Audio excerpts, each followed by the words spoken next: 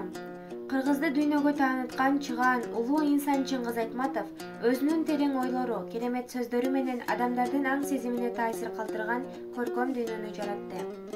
Айтматовдун чыгармаларын кайра-кайра окугандан тажабайм. Окуган сайын жаңы дүйнө ачылып, сыйкырдуу күчү менен өзүнө тартып турат. Ар бир чыгармасынан табылгыс керемет ойлорду табам. Быйыл Чыңгыз атабыздын 92 жылдыгын анык урагыс чептей курулган көркөм дүйнөсүнө кирүү менен эскерип жатабыз. Жазуучу өзү айткан, сени тааныгандар жашап жатканда сен тирүүсүң деген учкул сөзүн мурастап кеткендей тирүү. Арабызда экинчи өмүр уланып жатат. Анын өмүрү башкаларга үлгү, башкаларга өрдөк. Чыңгыз Айтматов 1928 жылы 12 декабрда Таластын Шекер айылында жарык дүйнөгө келген.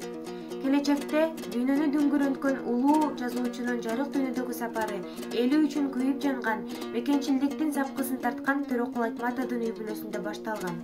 Энеси татар кызы Нагим Айтматованын, чоң энеси Айымкандын курчоосунда жаш баланын жан дүйнөсүнө жашоо, өз чийимин чийип, бактылуу балалыкта жашаган. Бирок аны жарык жашоо күтпөптүр. Тарыхта каратак калтырган сталиндик репрессияда атасы жалган жалага кабылып, апасы эки бир тууганын алып тук катып Маймак станциясына түшкөн. Ушул станция Чыңгыздын жүрөгүндө атасын күтчү аялуу жайга айланган. Ошол кусалыкты жазуучу кийин Саманчынын жолу повестинде уулун күтүп, бир көрүүгө зар болгон Толгонай эненин Ак кеме повестинде атасын күтүп дүрбүдөн көзүн албаган баланын образы аркылуу бере алган.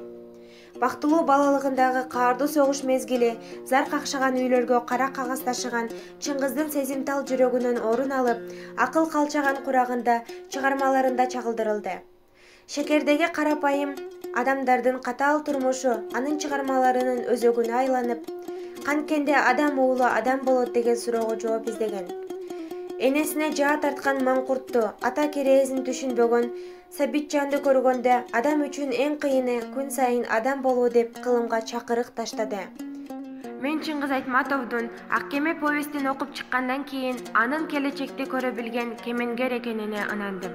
7ге толуп 8ге кадам шилтеген балага эмне болду, кандай күч келди, адамдар менен жашоодон качып, балык болуп сүзүп кетүүгө эмне себептен аргасыз болду деген ой мени көпкө түйшөлттү. Көрсө баланын жомогун талкалабай, аруу дүйнөсүн ойрон кылбай аяр мамиле жасоо керектигин билдим. Ал эми баласыз токмок жеп азап тарткан бекейге бугу эне мүйүзүнө бешик илип наристе алып келет деген жомогуна ишендирген Момунтай атасы бешик илчү бугу эненин мүйүзүн талкалап казанда кайнатып жатса, баланын жан дүйнөсү жараланып, жомогу жок болуп жатпайбы? Ошондуктан бала ыпластыктан качып Ак кемесине сүзүп кетпедиби? Эрте жазда келген турналардай, согуш кесепетинен турмушка эрте келген Султан Мураттай, өспүрүм балдар өзүнүн теңтуштары экенин, алардын оор турмушка сынбаган, чыдамкай, эмгекчил, тайманбас сапаттарын бизге үлгү катары көрсөттү. Айтматов ааламын ак баракка сыйдыра албайбыз.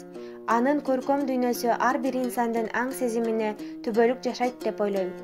Чыңгыз Айтматов: турмушта көп кыйынчылыктар кездешет. Аны сабырдуулук, туруктуулук менен жеңе билиш керек. Кандай гана шартта болбосун адилеттүү, чынчыл болуш керек деген сөзүн ураан катары туу тутуп жашап келем. Дүйнөнү багынткан атам Чыңгыз, көктөгү күйүп турган чолпон жылдыз дегендей, кылымда бир жаралган Айтматовдай асманда жанган жылдыздар кыргыз элинде көбөйүп, жаркырап жана берсин демекчимин. Кылымдарга өчпөс болуп калган ааламдын алп жазуучусуна таазим.